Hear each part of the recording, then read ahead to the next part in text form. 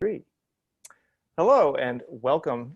I'm Jeff Carter, he, him pronouns with Seattle City Club. Today is part of our Civic Bootcamp on Racial Equity and Systemic Racism in Seattle. I'll be talking with Sharon Williams, Executive Director of the Central District Forum for Arts and Ideas. Welcome and thank you for joining me. Thank you, Jeff. Thanks for having me. Also joining us today is Sara Kilisky. She's a student at Seattle University and intern with Seattle City Club. Hello, Sara. Hello, and I use she, her pronouns, and I'm so excited to hear from Sharon. Oh, and Sharon, what is your personal pronoun preference? She, her as well. Great, thank you. So let's just jump right in. What is the Central District Forum for Arts and Ideas, and what is your role there? I am the executive director, and so for those who don't know what the executive director do, or wonder what exactly we do, we try to control operations. We empower our staff to uphold the mission and all the work that we do in City Forum. We present, produce, develop Black artists and Black experiences. And we've been around for 21 years, specifically created for the Central District at a time when our founder, Stephanie Ellis Smith, saw that there was a need for thought-provoking programming in the area. Great, thank you. Sara, do you want to? Yeah. So what is your background and how did you get involved in CD Forum? My background is it goes way back. So high school, I was a television productions broadcasting class, and I didn't know what I wanted to be when I got to college. And then I stepped on campus and walked around, and I saw they had a television broadcasting major, so television productions. And so I joyfully said, that's the one for me. But I'm originally from North Carolina. I went to Delaware State University in Dover, Delaware, majored in television productions, and also because I was scared, going into the real world after 4 years of college, I got a master's in business administration, and being a teacher, assistant coach for volleyball and softball, which I played. And then 20 years ago, I moved to Seattle on basically, I needed to get out of Delaware type thing with me and my roommate. I was at a church, and Dr. Tanya Pettiford-Waits was there, and we did a program called Give It Up. And after that, she let me have it on in a debrief and said that you have the skills that needs to be in the arts, and you will do. And I'm like, I will do what? Woman, you're crazy right now. So ultimately I did an internship at the Seattle Rep. And then after that, I just learned by doing. From everything in production that I can get my hands on, I did it. And then I was at Langston Hughes Performing Arts Institute, being a production manager for the summer musical. I started an organization called the Mahogany Project, and I felt like I didn't know how to run a nonprofit. And that's when I went to the Seattle U, like you, Sara, but I was in the Masters of Fine Arts and Arts Leadership program. And then I went and worked at Seattle U for a few years as a manager of budget and operations using that MBA. And then I got a call. You'll learn sometimes in life that when you do good work, people will call you and tell you about opportunities. And I got a call that said my name came up in the search for a new executive director for CD Forum. And I was like, I don't have experience doing fundraising. And they was like, well, your name came up. And so I applied, and here I am, almost 8 years later. Wow, that's a great story. That's a great story. Well, with all of your background in arts, and now it's like leadership and everything in arts organization, what do you think, what is the role of arts in helping us confront challenging like societal issues? It's a big question, but. It's a huge question, but it's because people think of arts as entertainment, right? And yes, that's a part of it, but arts has always been the platform to shout out differences and tell stories about issues, everything from homelessness to addiction to misogyny, to for my own self, I tell stories about depression. And so sometimes the things that the news can't get across or the leaders can't get across, arts can get that across. And also, it also serves as jobs in the workforce for people. Everything from accountants to photographers to, it's not just artists in the background. There's different layers to it. And then also, arts is also, the importance of arts is around mental health. Some artists need art to deal with their mental health and to get their stories out there. So art is much more than just entertainment for all of us. And just look at this pandemic, right? What have people flocked to? They flock to the arts, right? D-Nice's sessions, over 1 million people listening to DJs and watching shows and Netflix and Prime. None of those can be done or appreciated if it wasn't for art creating it. So it's an outlet as well. Yeah, good point. Yeah. Yeah, it definitely is very therapeutic. And I guess that feeds into, I'm going to jump around a bit. So on the website, I saw it said, Blackness is not a monolith. So from that, I was wondering, how can art, theater, storytelling help change whitewash narratives of the Black experience? By allowing Black people to tell their stories and listening to them and providing audiences for that and being unapologetic about it. Um, Blackness comes in all shapes, forms, ideas, and allowing those to hit the stage. And that's what CD Forum is about. It's about getting different people and different voices on the stage to tell their stories, because then, in my opinion, I believe that once you hear other people's stories, then it helps bring the community together closer. So, Sharon, what is the impact of the George Floyd killing, the BLM movement, what some people call the racial reckoning in the U.S.? What's the impact of that on the artists that you work with and the CD Forum in general? First and foremost is mental ability to create, right? So with the pandemic and the social unrest, it's like, and everything that's going on in people's lives, some artists aren't able to create at this time. And you have to be sensitive to that factor, right? Like, it's not just about throwing somebody on a stage and say, go, and here's a few $100s, and that's going to make everything all right.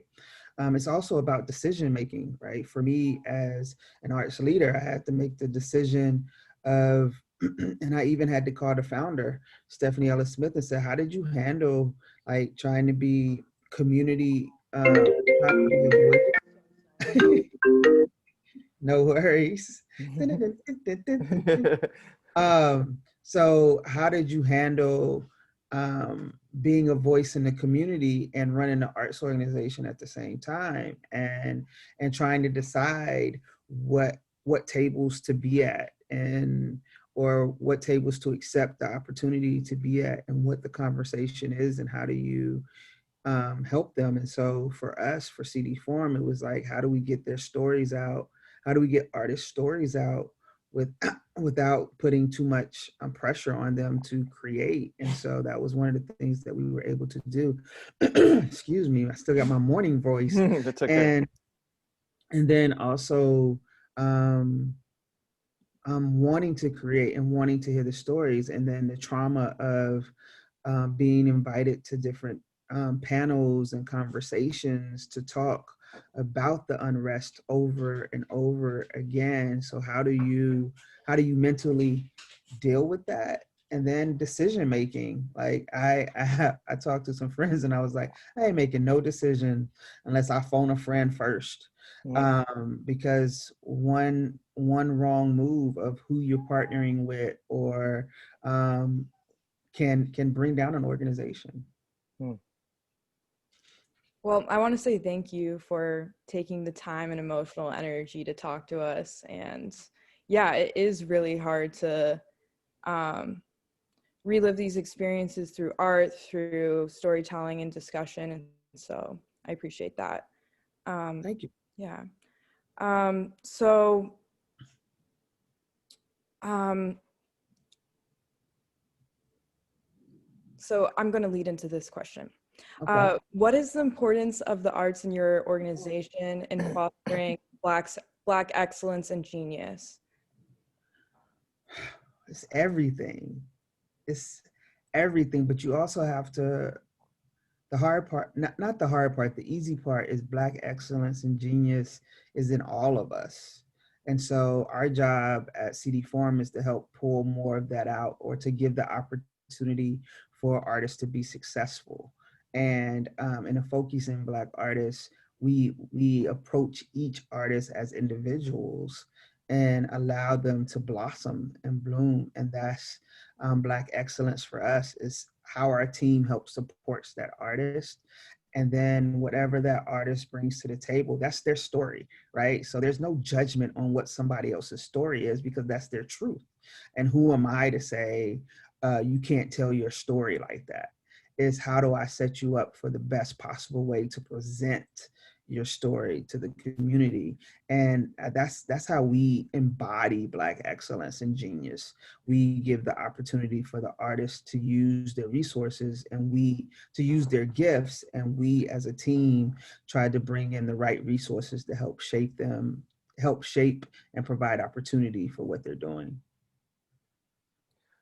Kind of a follow-up to that's not on our question list, but I'm wondering about the opportunities other than the CD forum for Black artists to express themselves, to kind of express their creativity and artistry. Is it limited to the CD forum, or are there other organizations out there working on this? Yes, there are. You'll be amazed at how many organizations are out there. And so you also have the Northwest African American Museum that focuses on visual art. You have Langston, the new nonprofit, which focuses on presenting artists. One of their main programs is the Seattle Black Film Festival. You have the Hansberry Project that does theater. You have the Mahogany Project that does a hybrid of theater and other things. You have Northwest Tap, you have Wanawari. So there's plenty out there. There's a lot out there in Seattle. The challenge is getting is that the community is so spread out. And so one of the things that the pandemic has helped with is being able to reach artists reach community virtually. And so now we're all seeing that we have national audience members. And so the challenge is getting people to come back into Seattle, to the Central District, or to anywhere where Black art is being presented in droves, because we really would love to see more Black people in the audience, and then we can just feel the love and have a big family reunion. But yeah, and then there's a lot of independent artists that are doing things like Laura Lauren Imani Dupree. There's Jade Solomon Curtis. There's Alex Crozier. There's a ton of artists that have their own production companies as well that's doing work. Excellent. So this sort of relates to kind of the community as well, but it's a bigger question. What would you say are the key issues in Seattle regarding systemic racism? And I say that it's related because I know gentrification is a huge issue in the CD, and we're losing the African American community to the South. So do you have comments on that? Yeah, gentrification is huge. Anything dealing with housing, education, transportation are all big things for the community as a whole, and including artists, right? So I didn't learn it took me being on the Arts Commission for 6 years for me to really know the impact and the policies, some of the policies and the way that decisions are made um, in the city level around arts. And so when you see conversations about the link light rail, how does that affect artists? How does that affect that community that they're building that transit station in? How does that affect the businesses? How does that, what role will art and culture play in those decisions being made? When you, excuse me, um, when you hear about public art, where is it going? Who does it represent? When new buildings go up for housing, what percentage of those housing is going to be available, and what's the rate is going to be for rent? Who's going to be able to stay there? What does the art on the outside of the building look like? What does the art on the inside of the building? How are they making decisions? There's a plethora of things that affect not only artists but the entire community that we all need to be aware of. And I was just fortunate enough to be on the Arts Commission to where I can learn, because I didn't have no clue when I joined the Arts Commission of the impact. But where's the budget going? That's a huge conversation right now around defunding the police, or how much does the sales tax go, or the um,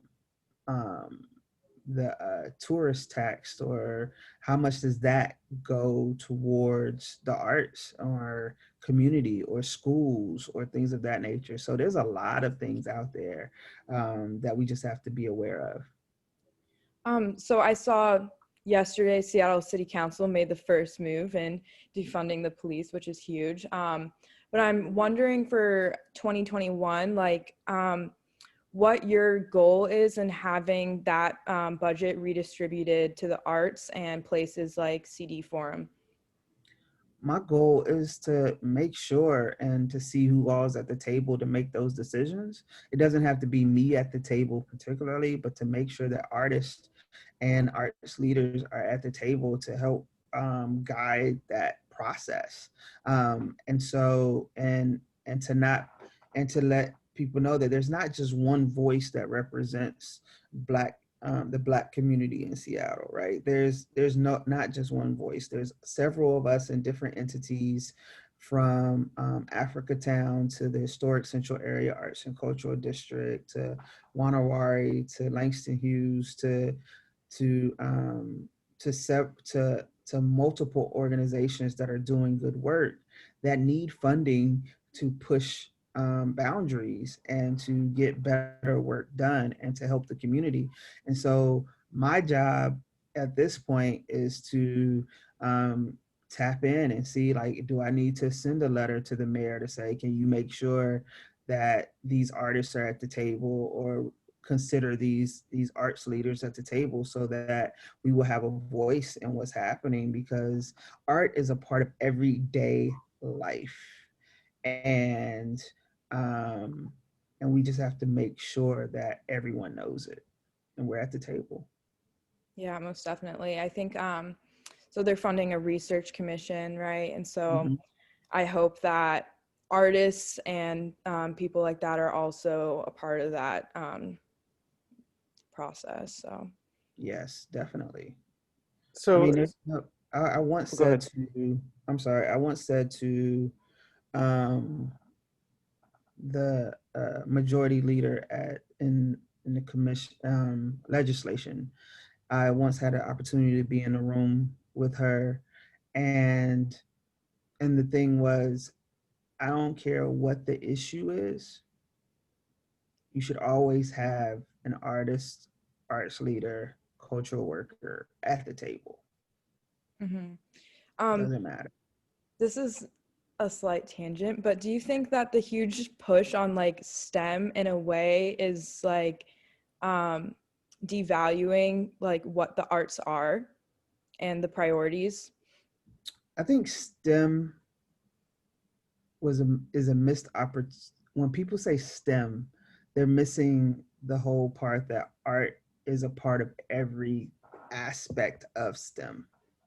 right? And so I'm more of a STEAM type person, but you have to see that there's an overlay on top of STEM and science, technology, and all of that that is directly related to the arts. And and they seem to miss that, right? They seem to miss I think sometimes they miss that to think that you have to have one or the other instead of bringing it all together. And and that's what I think that sometimes the community that doesn't understand that art is a part of our everyday life, like just this right here, right? We're on a computer that an artist had to work on to make it what it is, visually beautiful and technically sound and all of that. And so I think oftentimes we get so used to having art around that we don't even realize that it's there. And so I think that they missed the opportunity to know that even teaching STEM, you need art, even in every aspects from science. When you're looking at the molecules and how you're drawing the molecules and all that stuff, what's that? It's a part of art. Yeah. Hmm. Hmm. So, so Sharon, what do you think the arts in Seattle? This is kind of a big question too. The arts in Seattle would look like if there wasn't systemic racism. Is there some sort of vision you could imagine? Whew, I know. wow. Um, that's like saying if there was no racism at all, what would the world be like? Yeah. Um, there'll be less limitations. Hmm. There'll be more of an even playing field. Um, there will be a better understanding of each other and treating each other as humans and not as robots. There will be what the pandemic has forced us all to do: stay home and be with your family. There will be more priorities around um, living life in its beautiful self versus um, living to work. And I think if systemic racism wasn't here, there will be a freedom to be yourself and not have to fit into these boxes or um, fit into these categories that people want to place everyone in, right? You're an artist, so you're not a human. You're an artist, so you don't have children and have to raise a family, so you can live in a 10-foot box and share a kitchen. No, Or you no. don't need money, or yeah. Exactly. You don't need money. Oh, you can do your art and you don't need to make a life's wage. And so I think if systemic racism wasn't a factor, and capitalism wasn't a factor, um, we would just see each other thrive and we would be happier. And um, just being able to get to know each other and be in community. Excellent. Sarah, do you want to ask? I think we have time for one more question. Yeah, that was a really beautiful answer. Yeah, that was. Um, okay, well, these are kind of related, but so first off, where can people find the films and work that you've produced? And what would people go to learn more about the CD Forum? um, Work that I produced, because I am a storyteller outside of, in addition to working at CD Forum, is Sharon in Williams.com, or you can just Google my whole name and I will come up. um, and then CD Forum, you go to cdforum.org. We're on Instagram, we're on Facebook, we're on YouTube. We have a YouTube channel now, so just look us up, and we're out there. We also have a podcast now on Spotify and iTunes and all of that. So we're everywhere. Doing all the things. Well, amazing. Thank you. Excellent. I'll share that, just so you know, I'll share that with with everyone, all the participants afterwards. So they'll get that information. Sounds good. They don't remember. Good, good, good. Yeah. Sarah, did you want to say something else? No, that covers it. Yeah. Yeah. So, So much more that could be said, but I want to respect your time. yeah, Sharon, do you have any final thoughts you want to share or? Um, I think I want to say thank you to you, Jeff and Sara, and to City Club for having the conversation and allowing me to tell my story and talk about City Forum in this climate, and specifically because I think people often, with the election coming up, and I hope everybody votes. No, I want everybody to vote. Let me be clear. Everybody Vote. should vote. Yeah. Should vote. Um, and just that when you hear these stories of all the people that they're going to be presenting in this program, sit with it and then talk to your whoever's closest to you or around you or you have contact and break it down. Like, what did they say? It doesn't just stop. It doesn't stop here. A lot of conversation to keep going. Well, thanks again for joining us, Sharon. Really appreciate it very much. Hope you enjoy these rainy skies that have cleared out the smoke, one thing Yeah. after the other. And The one time I appreciated the rain. yeah, exactly, exactly. I do have to thank Alaska Airlines for being our Civic Bootcamp supporting partner. So I appreciate Alaska Airlines support. And again, thank you, Sharon, so much. And have a wonderful day. Thank you. Thank you.